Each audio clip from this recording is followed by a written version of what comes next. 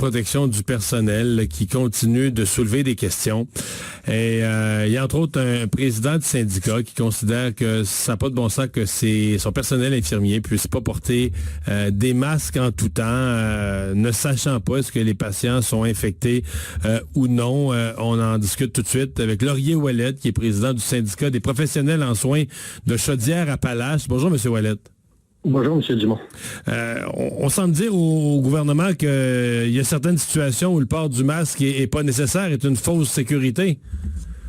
Le problème est plus gros que ça. Là, ce que le gouvernement dit, c'est qu'ils ont des masques suffisants, que les infirmières auxiliaires, les inhalothérapeutes, ils ont la protection nécessaire. C'est le message qui est véhiculé par le gouvernement. Mais sur le plancher, c'est pas ça qui se passe, M. Dumont. C'est vraiment pas ça qui se passe.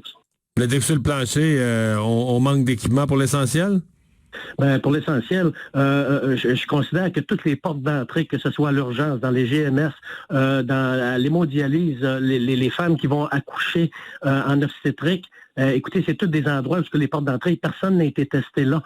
Est-ce qu'on peut avoir une protection minimale? Des masques de procédure, c'est pas ça qui coûte une fortune, mais l'idée, c'est que mes membres, les infirmières auxiliaires, les inhalothérapeutes soient toutes protégées pour faire des interventions, puis qui se sentent protégés. La détresse est là, M. Dumont.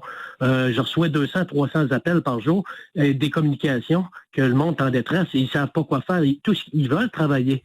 Mais la problématique est qu'ils ne se sentent pas protégés. On ne peut pas aller à la guerre sans fusil, monsieur. Donc, vous dites, vous, à la fois les infirmières, qui donnent des soins à domicile, qui travaillent à l'urgence, qui travaillent dans les GMF, donc qui accueillent des patients sous toutes les formes ou qui visitent des patients, devraient porter le masque, selon vous?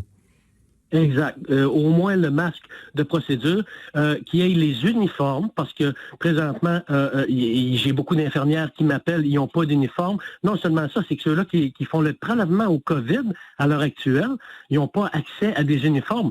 Mais la problématique est qu'il y en a des uniformes. J'ai des lieux physiques à l'Hôtel-Dieu de Lévis, j'en ai à Paul-Gilbert qui a des uniformes, mais l'employeur ne veut pas présentement donner l'autorisation de prendre ces uniformes-là. On a un problème à quelque part. Là. On attend quoi pour que la contamination ne se propage pas dans leur famille et dans d'autres milieux? C'est pas normal que les uniformes soient lavés chez le personnel que pendant une pandémie. Voyons, c'est inacceptable pour nous autres. Parce que quand il n'y a pas de port de l'uniforme, ça veut dire que la personne fait son travail avec ses propres vêtements? Elle amène son uniforme. Elle amène son propre uniforme, moi je comprends. Exact. Elle le ramène chez eux pour le laver. Ça n'a aucun sens. Là. Pas pendant une pandémie, ni en aucun moment. Là. Ouais. Vous, je lisais, vous êtes allé jusqu'à commander vos propres masques?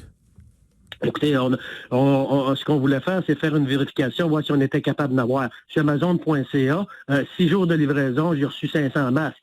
J'ai beaucoup de personnes, je suis capable d'avoir en 3 jours 1 million de N95. Je ne comprends pas, et je pourrais vous donner les noms des personnes parce que je les ai parlé hier, ils m'ont contacté, ils peuvent en avoir 1 million de masques en 3 jours livrés par avion. Je ne comprends pas que le gouvernement dit, à l'heure actuelle, on va en avoir dans quelques semaines. C'est quoi ça?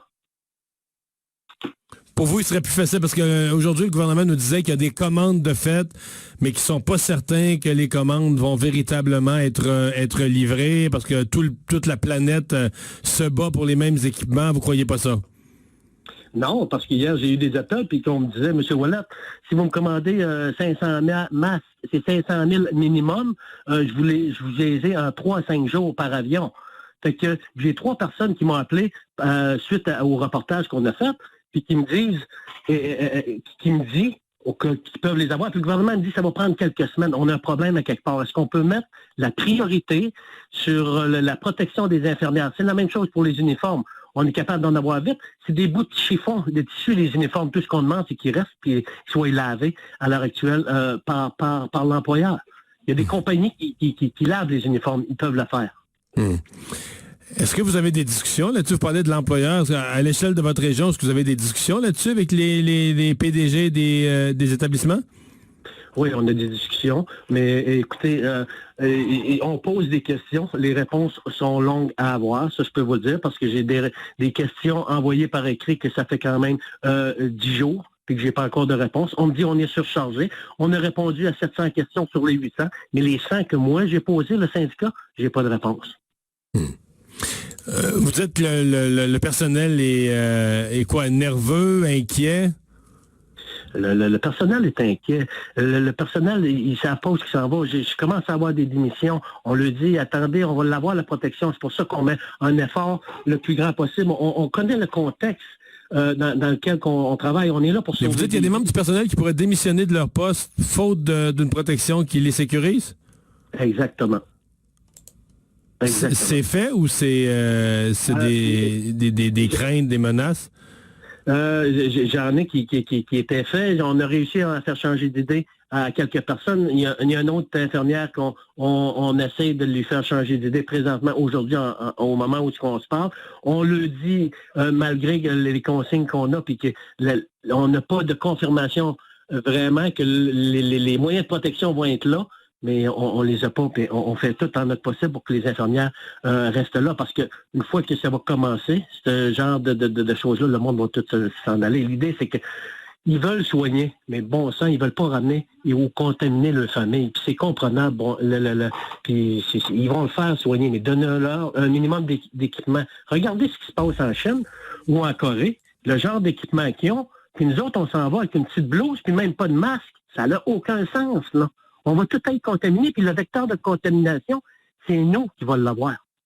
Qui va le faire. Ben, votre cri du cœur est très clair. Merci de nous avoir parlé. Merci. Au revoir, Laurier Ouellette, président du syndicat des professionnels en soins de Chaudière-Appalaches. On s'arrête. Le retour de Mario Dumont.